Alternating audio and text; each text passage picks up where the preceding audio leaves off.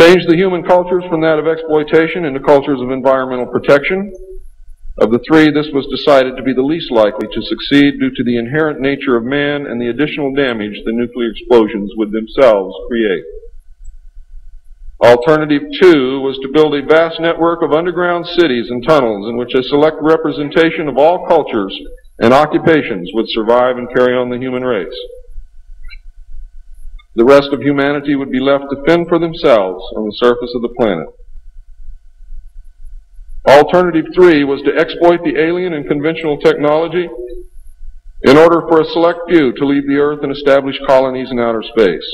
I am not able to either confirm or deny the existence of batch consignments of human slaves which would be used for the manual labor in the effort as a part of the plan. The moon, codenamed Adam, would be the object of primary interest, followed by the planet Mars, codenamed Eve. As a delaying action, all three alternatives included birth control, sterilization, forced if necessary, and the introduction of deadly microbes to control or slow the growth of the Earth's population. AIDS is only one result of these plans. There are others. It was decided, since the population must be reduced and controlled, that it would be in the best interest of the human race to rid ourselves of the undesirable elements of our society. The joint U.S. and Soviet leadership dismissed Alternative 1, but ordered work to begin on Alternative 2 and 3 virtually at the same time. Those of you in the state of Washington who report hearing machinery underground are probably correct. In 1959, the RAND Corporation hosted a deep underground construction symposium. I have a copy of this symposium report, which I'm not supposed to have. Nevertheless, I have it, approximately this thick. In the symposium report, machines are pictured and described which could bore a tunnel 45 feet in diameter at the rate of 5 feet per hour in 1959. Just think what they can do now. It also displays pictures of huge tunnels and underground vaults containing what appear to be complex facilities and possibly even cities. It appears that the previous 5 years of all-out underground construction had made very significant progress by that time. The ruling powers decided that one means of funding the alien-connected and other black projects was to corner the illegal drug market.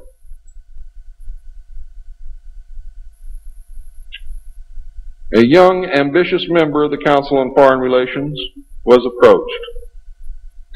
His name is George Bush, who at the time was the president and CEO of Zapata Oil based in Texas.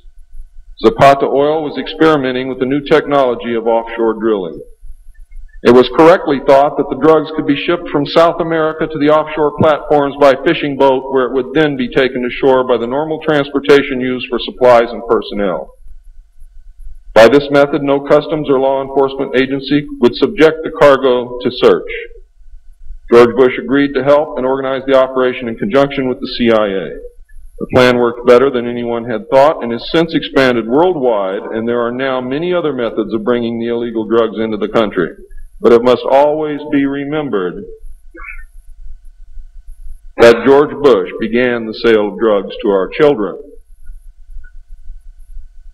Now, if you think I'm crazy, get off your butt and start digging, because you will find out that it's absolutely true. The CIA now controls all the world's illegal drug markets. The official space program was boosted by President Kennedy in his inaugural address when he mandated that the United States put a man on the moon before the end of the decade. Although innocent in its conception, this mandate enabled those in charge to funnel vast amounts of money into black projects and conceal the real space program from the American people. A similar program in the Soviet Union served the same purpose. In fact, a joint alien United States and Soviet Union base already existed on the moon at the very moment Kennedy spoke the words. On May 22, 1962, a space probe landed on Mars and confirmed the existence of an environment which could support life. Not long afterward, the construction of a colony on the planet Mars began in earnest. Today, there is a colony which exists on the planet Mars. It is a United States-Russian alien facility.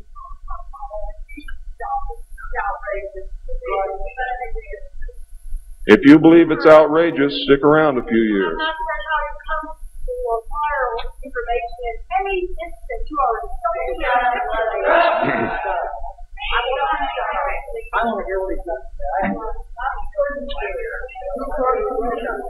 This is very disturbing information, and I don't expect anyone to believe it. I don't expect one of you to believe what I'm telling you. And I knew that when I came here. I'm not one of you. I'm not a ufologist. I'm not a researcher. I have an obligation to inform the public, and once that's done, I've done my job. From then on, it's up to you, not me.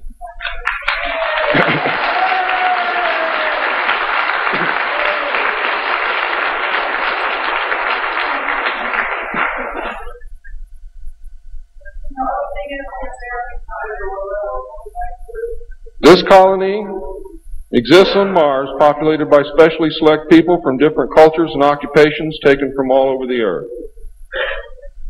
A public charade of antagonism between the Soviet Union and the United States has been maintained over all these years in order to fund projects in the name of national defense, when in fact we are the closest allies.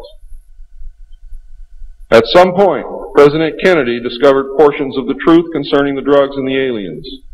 He issued an ultimatum in 1963 to MJ-12.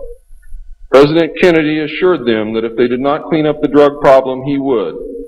He informed MJ-12 that he intended to reveal the presence of aliens to the American people within the following year, and ordered a plan developed to implement his decision. President Kennedy was not a member of the Council on Foreign Relations and knew nothing of Alternative 2 or Alternative 3 that I can find out.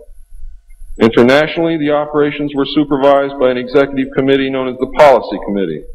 In the United States, they were supervised by MJ-12, and in the Soviet Union by its sister organization. President Kennedy's decision, of course, struck fear into these people. His assassination was ordered by the Policy Committee, and the order was carried out by agents of MJ-12 in Dallas. President John F. Kennedy was murdered by the Secret Service agent who drove his car in the motorcade, and the act is plainly visible in the film. It was stated in the documents that I saw. The assassin's name is William Greer. Watch the driver and not Kennedy when you view the film, when you can find a film that even shows it. All of the witnesses who were close enough to the car to see William Greer shoot Kennedy were themselves all murdered within 2 years of the event. That's fact. The Warren Commission was a farce, and Council on Foreign Relations members made up the majority of its panel. They succeeded in snowing the American people, and they hid the truth. And many other patriots who have attempted to reveal the alien secret have also been murdered throughout the intervening years. And that is why I've been so careful about the information that I released, because it was so important that I get here today to be able to tell you the truth, and what happens after me, after today, is of no consequence whatsoever. But what you do is. During the era of the United States' initial space exploration and the moon landings, every launch was accompanied by alien craft. A moon base dubbed Luna was sighted and filmed by the Apollo astronauts. Domes, spires, tall round structures which look like silos, huge T-shaped mining vehicles which left stitch-like tracks in the lunar surface, and extremely large as well as small alien craft appear in the photographs. It is, in fact, a joint United States, Russian, and alien base. The space program is a farce and an unbelievable waste of money. Alternative 3 is a reality, and it is not at all science fiction. Most of the Apollo astronauts were severely shaken by this experience, and their lives and subsequent statements reflect the depths of the revelation and the effect of the muzzle order which followed. They were ordered to remain silent or suffer the extreme penalty, death, which was termed an expediency. One astronaut actually did talk to the British producers of the TV expose Alternative 3, confirming many of the allegations. However, I do not know who it was. In the book, Alternative 3, the pseudonym Bob Groden was used in place of the astronaut's identity.